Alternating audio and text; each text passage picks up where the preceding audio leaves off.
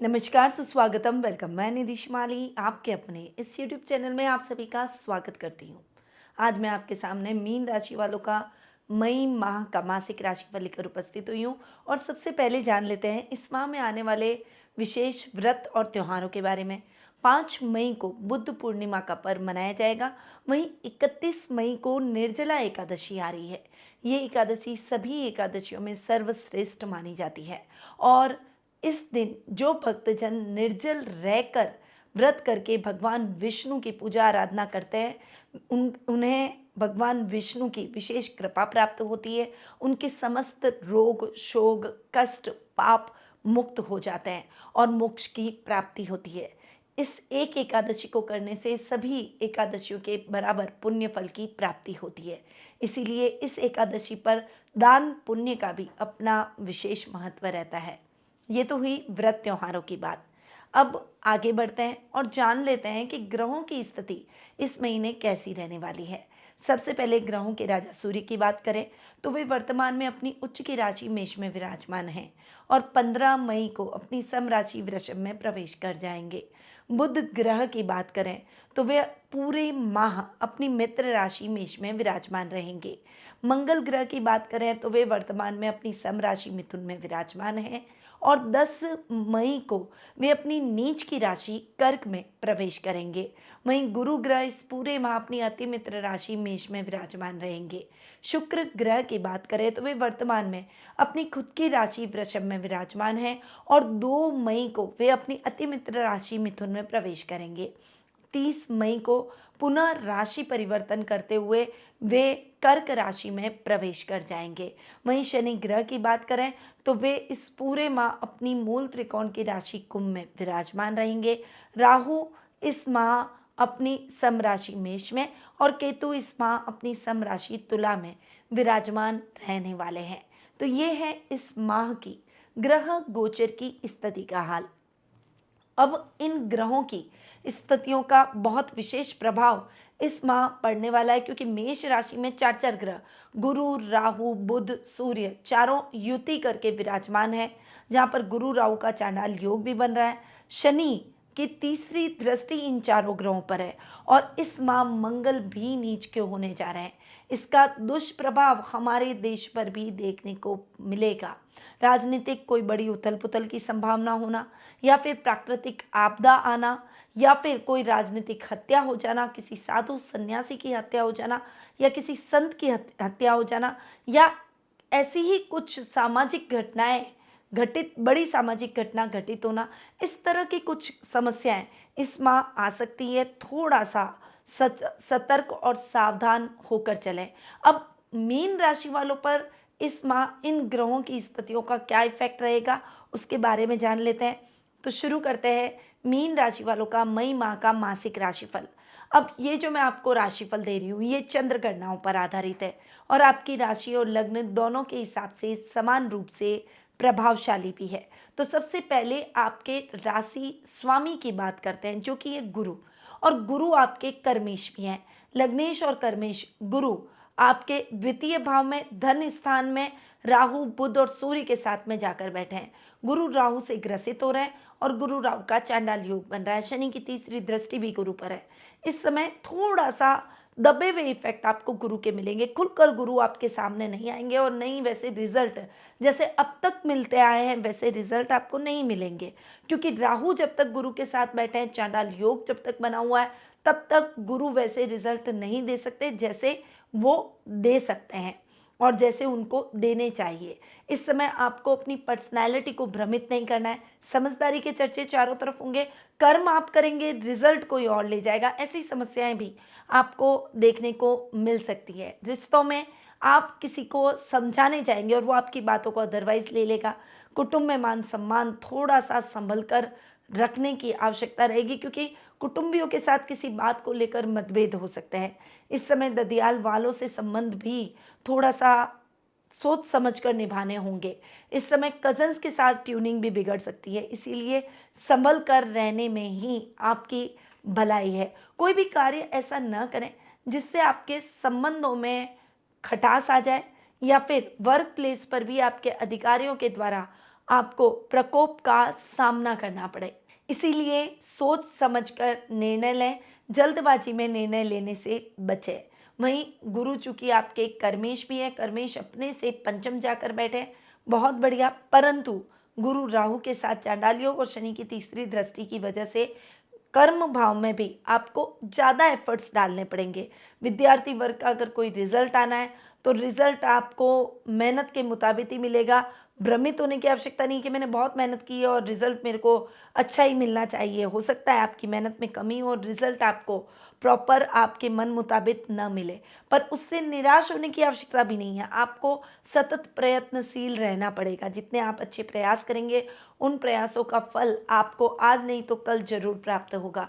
वहीं अधिकारियों के साथ एक विश्वास बनाकर चलें और उन्हें हर बात कहकर ही कार्य करें। कोई भी अपने मन से कोई भी आपको कर्म नहीं करना है, इससे उस कर्म के परिणाम विपरीत निकल सकते हैं और आपके बॉस आपसे नाराज भी हो सकते हैं। यहाँ पर बहुत ज़्यादा आपको केयरफुल होकर जॉब में आगे बढ़ना होगा। सहकर्मियों के साथ भी एक ट्यूनिंग और तालमेल के साथ आप आगे बढ़ें, बैलेंस होकर चलें। बहुत ज़्यादा एकदम ओवर रिएक्ट करना भी आपके लिए ठीक नहीं है। छोटी छोटी बातों को इग्नोर करके भी वर्क प्लेस पर आगे बढ़ा जा सकता है और बढ़ना भी चाहिए, क्योंकि जब हम साथ मिलकर काम करते हैं तो हमें इन बातों को सोच समझकर ध्यान में रखते हुए आगे बढ़ने की आवश्यकता रहती है। अब बढ़ते हैं हम भी आगे और जान लेते हैं द्वितीय भाव के बारे में। अब यहाँ पर आपके धनेश और भाग्येश हैं मंगल, और मंगल जाकर हो रहे बैठे हैं आपके सुख स्थान में, और 10 मई को मंगल हो जाएंगे नीच के और जाकर बैठेंगे आपके पंचम भाव में। देखिए 10 मई तक का समय तो आपके लिए बहुत अच्छा है, धनेश के हिसाब से बहुत अच्छा। धनेश अपने से तृतीय परंतु सुख स्थान में बैठेंगे, सुखों में वृद्धि तो करेंगे। भूमि भवन वाहन, क्योंकि भूमि पुत्र है तो भूमि भवन वाहन जैसे कार्यों में आपको सहायता पहुंचाएंगे। पर इस समय आपके टेक्निकल कार्यों में भी आपको सफलता प्राप्त होगी। अधिकारियों के द्वारा बड़ी अपॉर्चुनिटी मिल सकती है, पर 10 मई को जैसे ही मंगल चेंज होंगे ये अपॉर्चुनिटी मिलती मिलती आपको रह जाएगी। यानी कर्म आप कर रहे हैं, कैपेबल आप हैं, पर आपकी मेहनत का फल कोई और ले जा रहा है, अपॉर्चुनिटी किसी और को मिल रही है और आप हाथ मलते रह जाएंगे। इसलिए ऐसी चीज़ों से बचने के लिए आपको बहुत बैलेंस होकर चलना होगा। यहाँ पर कोई भी रिएक्शन ऐसा ना दें जिससे आपके बने बनाए काम बिगड़ सके, अधिकारियों से संबंध खराब हो जाए। थोड़ा सा सोच समझ कर निर्णय लें, जल्दबाजी में कोई भी कार्य ना करें। अपने कर्म को थोड़ा सा और अधिक बढ़ाने का प्रयास करें, यानी एफर्ट्स थोड़े से ज़्यादा लगाएं ताकि आपको अपने मन मुताबिक परिणामों की प्राप्ति हो सके। कुटुंब में भी किसी बात को लेकर रिश्तेदार से मतभेद हो सकते हैं। वाणी पर संयम और क्रोध पर नियंत्रण, ये दोनों चीज़ें आपके लिए अति आवश्यक है और इस माह आपको इन पर वर्क करना ही होगा। अब मंगल चूंकि आपके भाग्येश हैं, भाग्येश अपने से नवम जाकर बैठ रहे हैं, परंतु यहाँ पर भाग्येश अपने से नवम तो बैठ रहे हैं पर नीच के होकर बैठ रहे हैं। इसीलिए आपको कर्म प्रधान बनना होगा। भाग्य के भरोसे बैठने का प्रयास न करें। जो युवक युवतियां सोच रहे हैं कि घर बैठे हमें नौकरी के ऑफर मिल जाएंगे, ऐसा नहीं होने वाला है। आपको खुद आगे चलकर नौकरी ढूंढनी होगी, तभी आपको अपॉर्चुनिटी मिल पाएगी। यहाँ पर आप कोई भी स्टार्टअप शुरू करना चाहते हैं, कोई भी नया बिजनेस शुरू करना चाहते हैं, तो उसके लिए पूरी प्लानिंग और स्ट्रैटेजी बनाकर आप उतरें। ऐसा नहीं जल्दबाजी में आप मैदान में उतर गए और फिर आपका पैसा भी डूबा, बिजनेस भी खराब हुआ और फिर आपको असफलता के अलावा कुछ नहीं मिला, निराशा हाथ लगी। ऐसी परिस्थितियों से बचने के लिए स्ट्रैटेजी और प्लानिंग बनाकर आगे बढ़ें। पहले अधूरे पड़े हुए कार्यों पर वर्क करें, उन्हें पूरा करें, फिर नए कार्यों की शुरुआत करें। नए कार्यों की शुरुआत में जल्दबाजी ना करें। इस समय धर्म कर्म के कार्यों में आपकी रुचि बढ़नी चाहिए। थोड़ा सा धार्मिक प्रवृत्ति अपने मन में, आध्यात्म को अपनाएं, और जितना आप आध्यात्म को अपनाएंगे मानिएगा आपका मन भी शांत रहेगा और मैच्योरिटी लेवल बढ़ेगा, जिससे आपकी डिसीजन मेकिंग ठीक होगी। इसीलिए इस समय धार्मिक कार्यों में अपने परिवार के साथ उनका सहयोग जरूर करें। तो ये है मंगल के रिजल्ट जो कि इस माह अच्छे नहीं मिलेंगे। अब आगे बढ़ते हैं और जान लेते हैं तृतीय भाव के बारे में। तृतीय भाव की अगर मैं बात करूं तो पराक्रम भाव के स्वामी हैं शुक्र, जो कि अपने से एक घर आगे जाकर बैठे हैं। यहाँ पर शुक्र का अपने से एक घर आगे जाकर बैठना, सुख स्थान में बैठना आपके पराक्रम में वृद्धि करेगा। भाई बहनों से आपकी अच्छी बॉन्डिंग रहेगी। कजन्स के साथ आपकी ट्यूनिंग और अच्छी होती हुई दिखाई देगी। इस समय आप अपनी इच्छाओं को महत्व देंगे और जो आपकी हॉबी है उससे आप प्रसिद्धि हासिल करेंगे। अगर आपने हॉबी को ही अपना प्रोफेशन बना रखा है तो इस प्रोफेशन से जुड़े हुए लोगों को मान सम्मान की प्राप्ति होगी। कलाकारों के लिए ये समय ऊंचाइयों को छूने का और कला के क्षेत्र में प्रसिद्धि हासिल करने का रहेगा। यहाँ पर शुक्र आपके अष्टमेश भी हैं और अष्टम भाव के स्वामी अपने से नवम जाकर बैठ रहे हैं। यहाँ शुक्र का अपने से नवम जाकर बैठना आपके कार्यों में यात्राएं सुखद और मंगलमय करेगा। शुभ कार्यों से यात्राएं करवाएगा। अचानक धन लाभ के स्रोत मिलते हुए दिखाई देंगे। ऐसी स्थिति आएगी कि अभी आपकी आर्थिक स्थिति थोड़ी सी टाइट है तो उसी समय कुछ धनागमन के समाचार आपको प्राप्त होंगे और आपका मन प्रफुल्लित हो जाएगा। तो ऐसे कुछ परिस्थितियां आपके जीवन में इस माह बन सकती है और ये आपको सफलता दिला सकती है। इस समय आप धार्मिक क्रियाओं में भाग लेने के लिए दूरगामी यात्रा कर सकते हैं। किसी धार्मिक स्थल की यात्रा भी संभव है। तो शुक्र के रिजल्ट आपको इस माह बहुत ही अच्छे देखने को मिलेंगे। अब आते हैं बुध पर। देखिए आपके सुखेश और सप्तमेश हैं बुध, और बुध जाकर बैठे हैं धन भाव में। यहाँ पर शनि की तीसरी दृष्टि बुध पर पड़ रही है और बुध राहु के साथ में बैठे हैं। बुध भी राहु से पीड़ित हो रहे हैं। यहाँ सूर्य भी है बुध के साथ और गुरु भी है। तो बुध की पोजीशन भी थोड़ी सी दबी हुई है। केंद्र स्थान आपके 4 हैं और 4 केंद्र स्थान के 2 स्वामी दोनों आपस में युति कर रहे हैं, एक ही जगह बैठे हैं, पर उसके बावजूद भी जैसे परिणाम आपको मिलने चाहिए वैसे नहीं मिलेंगे। थोड़ा सा मैच्योरिटी से डिसीजंस लेने होंगे। नए घर का सपना आपका पूरा जरूर होगा, पर पेपर साइन करने से पहले, पेपर प्लॉट या फिर आप मकान ले रहे हैं तो उससे पहले पेपर को पढ़े जरूर, वरना आपके साथ फ्रॉड भी हो सकता है। इस समय डिसीजन में जल्दबाजी ना लें। इस समय 4 लोगों से सलाह लेकर कार्य करेंगे तो आपको सफलता जरूर मिलेगी। माँ के साथ वाद विवाद हो सकता है पर जल्दी आप संबंध सुधार भी लेंगे। माँ आपको समझेगी और आपको सपोर्ट भी करेगी। इस समय किसान वर्ग को थोड़ा सा स्ट्रगल करना पड़ सकता है, पर उसके बावजूद आप खेती बाड़ी में अच्छा लाभ प्राप्त करते हुए दिखाई देंगे। आपकी योजनाएं तय समय पर चल निकलेगी। योजनाओं में आपको बड़ी सफलता इस समय प्राप्त होती हुई दिखाई देगी। तो ये समय ओवरऑल आपके लिए अच्छा रहेगा, पर एफर्ट्स थोड़े से ज़्यादा डालने हैं। अब बुध के रिजल्ट सप्तम भाव के हिसाब से भी आपको इतने बेहतर नहीं मिलेंगे। थोड़ा सा उतार चढ़ाव आपको व्यापार में देखने को मिल सकता है। नई योजनाओं से पहले उन योजनाओं पर पुनर्विचार करके आगे बढ़ने का प्रयास करें। किसी कंपनी के साथ टाई अप करने जा रहे हैं तो पहले उस कंपनी के बारे में पूरी जांच पड़ताल करके ही आगे बढ़ें। यदि आप पार्टनरशिप में काम करना चाहते हैं तो निश्चित रूप से ये समय आपके लिए उचित नहीं है। थोड़ा सा आप स्वतंत्र रूप से जो भी कार्य करेंगे उसमें आपको सफलता ज़्यादा मिलेगी। ऑलरेडी पार्टनरशिप में हैं तो पार्टनर की भावनाओं का सम्मान करें। यहाँ पर जीवन साथी के साथ भी मतभेद हो सकता है, उनसे भी आपको सपोर्ट नहीं मिलेगा। अकेले खड़े रहकर आपको अपने महत्वाकांक्षाओं को पूर्ण करना होगा। आपकी कोई प्रिय वस्तु इस समय गुम सकती है, इसीलिए अपनी वस्तुओं का, अपने सामान का विशेष रूप से ध्यान रखें। तो बुध के रिजल्ट आपको मिक्स मिलने वाले हैं। अब आते हैं आपके पंचम भाव पर। पंचम भाव के स्वामी हैं चंद्रमा और पंचम भाव में मंगल नीच के हो रहे हैं। विद्यार्थी वर्ग का थोड़ा सा डिस्ट्रैक्शन रहेगा। यहाँ पर खिलाड़ी भ्रमित हो सकते हैं, किसी के भ्रम जाल में आपको फंसाया जा सकता है, आपको ट्रोल किया जा सकता है, खेल से आप बाहर हो सकते हैं। थोड़ा सा संभल कर रहें, अजनबियों से सावधान रहें, किसी की बातों में, किसी के बहकावे में बिल्कुल भी ना आए। केवल अपने गेम पर फोकस करें और गेम को जीतने के लिए गलत हथकंडे ना अपनाएं। ये मैं स्पोर्ट्स पर्सन्स को हिदायत दे रही हूँ। थोड़ा सा सावधानी के साथ आगे बढ़ें। अगर आपने किसी भी प्रकार की लापरवाही की या फिर कोई गलत कर्म करके खेल को जीतने का प्रयास किया तो निश्चित रूप से आप परमानेंटली उस खेल से बाहर हो सकते हैं।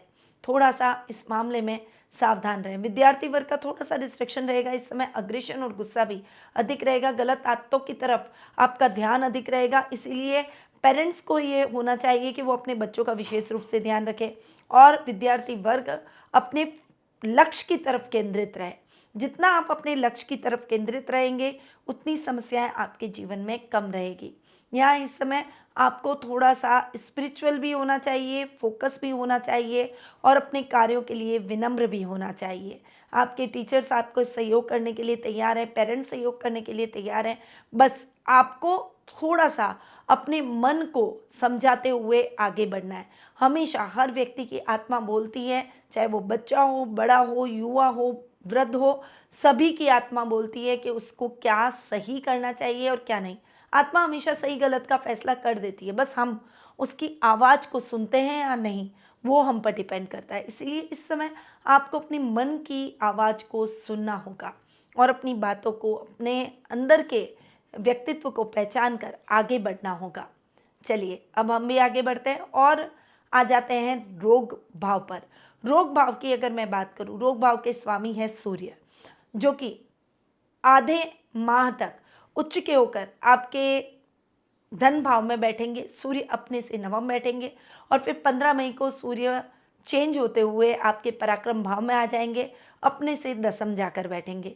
सूर्य का दोनों ही परिस्थितियों में आपको विशेष लाभ प्राप्त होगा।